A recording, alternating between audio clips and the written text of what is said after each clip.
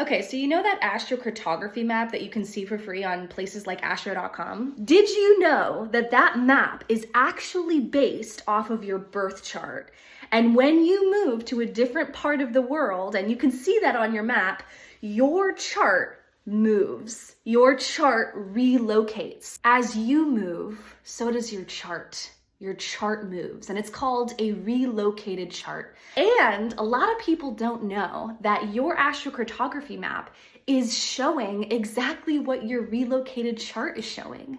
When you see that the moon is rising over in India, that's because when we relocate your birth chart, the moon is rising on the ascendant in the first house when we look and analyze the chart. The astrocartography map wasn't created until the 70s by Jim Lewis, but way before the 70s, people have been looking at relocated charts to better understand locational astrology.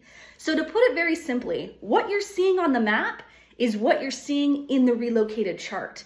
But the relocated chart is giving you a lot more detail, a lot more nuance, a lot more information in all of the areas of life, not just the lines on the map.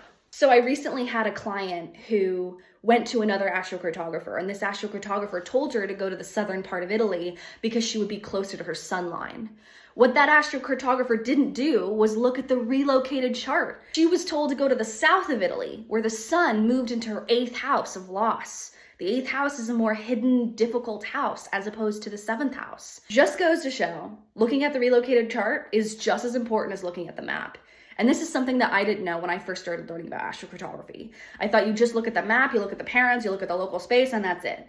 But in actuality, the relocated chart is something you have to pull up for every location that you're considering going to. And to be able to understand a relocated chart, you have to be able to understand how to read a chart in general, which is why I highly recommend starting to do astrology first and being able to accurately read charts before becoming an astrocartographer or before deciding where to go just based on a map that you see on a website.